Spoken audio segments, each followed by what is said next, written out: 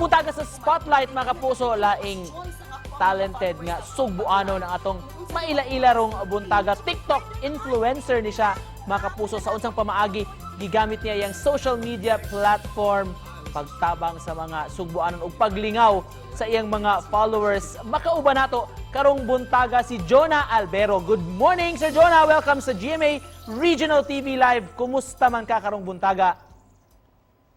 Yes, maayong buntag, Sir Nico. And maayong buntag sa tanang mga tigpaminaw o tiglantaw sa GMA Regional TV Live. Okay kaayo ko karon, and I'm so happy and so honored to be invited sa inyo nga show. Salamat kaayo.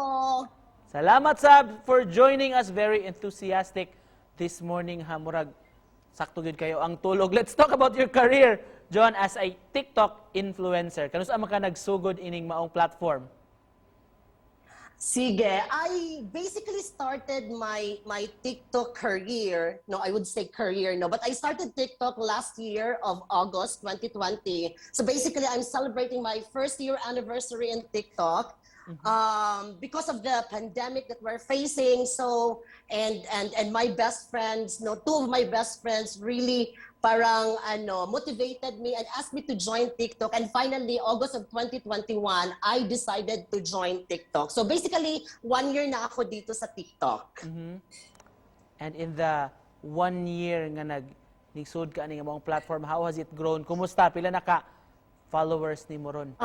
Actually, grabe gud kaayo ang response sa mga kanang followers, no, and sa mga TikTok users, because in a span of 1 year, I did not expect that I will be having currently I have 230,000 plus followers. How do you come up with your content sa imong platform, John? O unsa man ni kasagaran nimong mayuntang mga paandar o mga pasiaw sa imong mga followers? It's about showcasing my real self, my authentic self.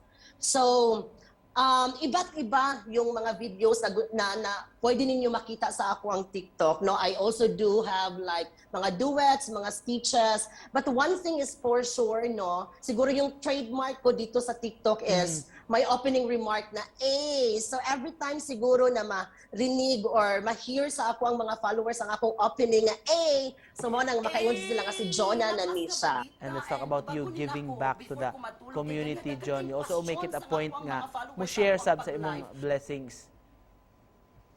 Yes, and thank you for asking that, because community service is very close to my heart, no? And I've been doing this for a couple of years na, no? When I got my job already, and parang giving something to my community is something very close to my heart. So I'm from the municipality of Ronda, and I have a lot of activities prior to the pandemic, but one thing that I am really proud of is my Chinelas campaign. My Chinelas campaign aims to give slippers to our elementary students, to the whole of our municipality. We have like 10, 11 elementary schools in the municipality of Ronda. And then, ayun, manghatag mi og chinelas, fried chicken, and mga pagkaon. And then, nakaadto na mig mga pipila sad ka schools, no, before the pandemic. And ganahan sad ko magpasalamat, no, sa mga sponsors nako, no, sa ako ang mga friends sa TikTok, no, mga friends nako all over the world, kanang ni-share sa ilahang blessings, no, para makapanghatag og chinelas, no. Alright, isip usa ka influencer, John, unsa may mga tips sab nga mahatag nimo sa mga batan-on karon? Oh, sige.